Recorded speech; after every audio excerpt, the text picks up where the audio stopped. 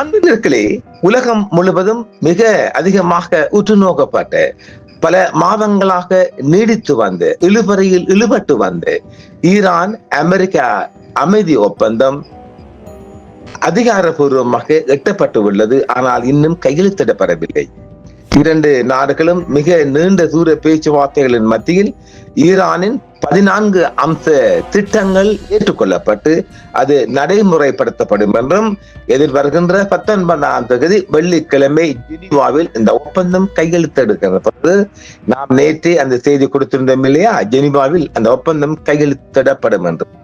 வகையில் அமெரிக்காவுக்கும் ஈரானுக்கும் இடையிலான அமைதி ஒப்பந்தம் இன்னும் அதிகாரப்பூர்வமாக கையெழுத்திடப்படவில்லை. ஆனால் எட்டப்பட்டுவிட்டது. ஒப்பந்தம் எட்டிவிட்டது. இரு நாடுகளும் அமைதி ஒப்பந்தத்தை எட்டியுள்ளதாக அமெரிக்க அதிபர் டொனால்ட் ட்ரம்ப், ஈரான் அதிகாரிகள் மற்றும் மத்தியஸ்தம் வகித்த பாகிஸ்தான் பிரதமர் ஷெஹ்பாஸ் ஷரீப் ஆகியோர் உறுதிப்படுத்தியுள்ளனர்.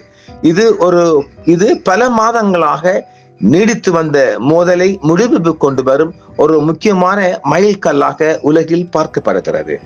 இந்த அமைதி ஒப்பந்தம் வரும் 19ஆம் தேதி வெள்ளிக்கிழமை சுவிட்சர்லாந்தில் ஜெனீவா நகரில் நடைபெறவுள்ளதாகவும் அது உத்தியோகபூர்வ விழாவில் அதிகாரப்பூர்வமாக கையெழுத்திடப்பட உள்ளதாகவும் தெரிவிக்கப்பட்டிருக்கிறது.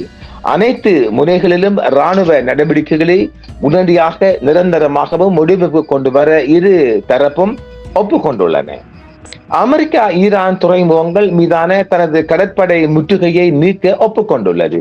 இதற்கு பதிலாக ஈரான் ஹார்முஸ் நீரிணை மீண்டும் திறக்க ஒப்புக்கொள்ளப்பட்டுள்ளது.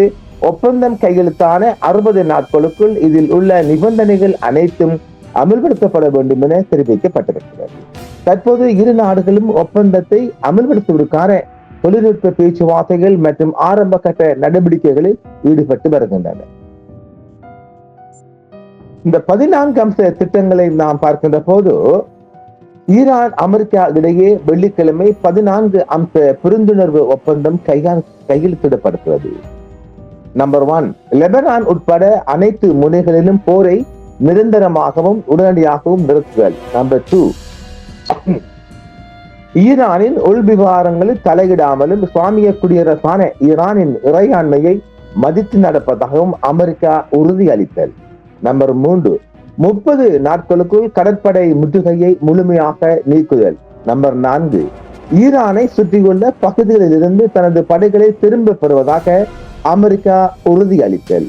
நம்பர் 5, ஈரானின் ஏற்பாடுகளின் கீழ் 30 நாட்களுக்குள் ஹார்முஸ் நீரிணையை மீண்டும் திறத்தல். நம்பர் 6, எண்ணெய், பெட்ரோகெமிக்கல் பொருட்கள் மற்றும் அவற்றின் வழித்தோன்றல்கள் மீதான தடைகளை நிறுத்தி வைத்தல் மற்றும் அவற்றின் மூலம் கிடைக்கும் வருவாயை ஈரான் முழுமையாக பயன்படுத்த அனுமதித்தல். நம்பர் 7, குறைந்தது $300 பில்லியன் மதிப்பிலான ஈரானின் மறுசீரமைப்பு திட்டங்களை அமெரிக்காவும் அதன் கூட்டாளிகளும் சமர்ப்பிக்க வேண்டும் என்ற நிபந்தனை. நம்பர் 8, அணுசக்தி விவகாரங்கள் மற்றும் அமெரிக்காவின் முதன்மை மற்றும் 2ஆம் நிலை தடைகள், ஐநா பாதுகாப்பு சபையின் தீர்மானங்கள் மற்றும் IAEA அதாவது சர்வதேச அணுசக்தி மையம் ஆளுநர்கள் குழுவின் தீர்மானங்களை முழுமையாக நீக்குதல் ஆகியவற்றின் அடிப்படையில் இறுதி ஒப்பந்தத்தை எட்டுவதற்கான 60 நாள் பேச்சுவார்த்தை. நம்பர் 9, அணு ஆயுதங்களை உற்பத்தி செய்ய மாட்டோம் என்ற அணு ஆயுத பரவல் தடை ஒப்பந்தம் உடன்படிக்கையின் கீழ் ஈரானின் உறுதிப்பாட்டை மீண்டும் வலியுறுத்துதல். நம்பர் 10, பேச்சுவார்த்தை காலத்தில் அப்பகுதியில் தனது படைகளை அதிகரிக்கவோ அல்லது புதிய தடைகளை விதிக்கவோ மாட்டோம் என்று அமெரிக்கா உறுதியளித்தல். நம்பர் 11, 60 நாள் இறுதி பேச்சுவார்த்தை காலத்தில் ஈரானின் முடக்கப்பட்ட நிதியில் $24 பில்லியன் விடுவித்தல். இதில் பாதியை பேச்சுவார்த்தை தொடங்குவதற்கு முன்பே ஈரானுக்கு வழங்க வேண்டும். நம்பர் 12, ஒப்பந்தத்தை செயல்படுத்த ஒரு கண்காணிப்பு அமைப்பை உருவாக்குதல். நம்பர் 13, இறுதி ஒப்பந்தம் ஐநா பாதுகாப்பு சபையின் தீர்மானம் மூலம் அங்கீகரிக்கப்படும். நம்பர் 14, ஈரானின் முடக்கப்பட்ட நிதியில் பாதி விடுவிக்கப்படுதல், எண்ணெய் மீதான தடைகள் நிறுத்தப்படுதல் மற்றும் கடற்படை முற்றுகை நீக்கப்படுதல். ஆகியவை நடக்கும் வரை இறுதி பேச்சுவார்த்தைகள் தொடங்கக்கூடாது.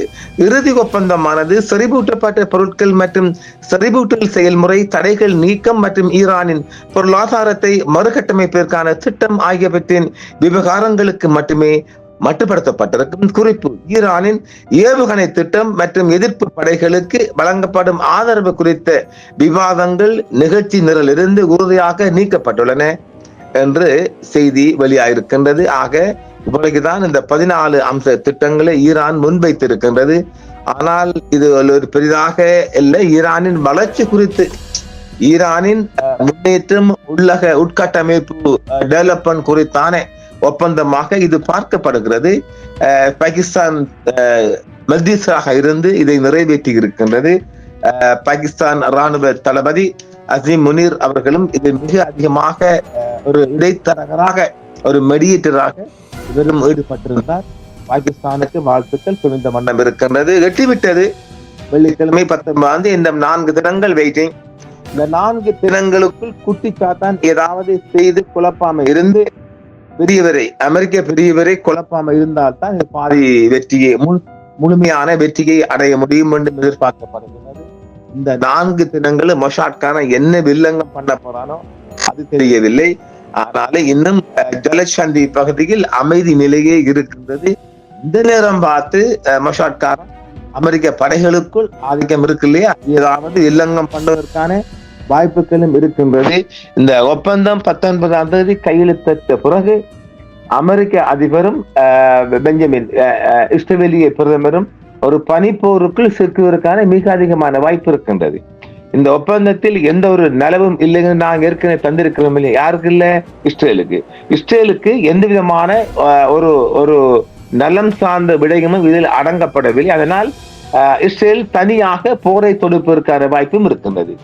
ஈரான் மீதோ அல்லது லெபனான் மீதோ இந்த போரை தொடுப்பதற்கான வாய்ப்பு இருக்கின்றது. இஸ்ரேல் தனியாக போரை தொடுக்கின்ற போது அதை தடுத்து நிறுத்த வேண்டிய பாரிய பொறுப்பும் அமெரிக்காவுக்கு அடங்கும். அதனால் 2 நாடுகளும் மோதி, அதாவது இஸ்ரேலும் அமெரிக்காவும் மோதிக்கொள்ளக்கூடிய ஒரு நிலையும் இருக்குது. இறைவன் பெரியவன் இல்லையா? இஸ்ரேலுக்குள் அமெரிக்காவின் குண்டு மலையும் பொழியக்கூடிய வாய்ப்பு இருக்கின்றது. பார்க்கலாம். தொடர்ச்சியாக 4 தினங்கள் இருக்கு இல்லையா? அதையும் நாங்கள் பார்ப்போம் மற்றும் ஒரு காணொளியில். என்றும் உங்களுடன் சன்ரைஸ் இந்தியா டிவி சப்ஸ்கிரைப் பண்ணுங்கள், பெல் பட்டனையும் கிளிக் செய்யுங்கள். உங்கள் ஆதரவே எங்கள் சேவை. ஆதரவு தாருங்கள், அரவணைப்போம். மறக்காம சர்ப்ரைஸ் பண்ணுங்க. தேங்க்யூ.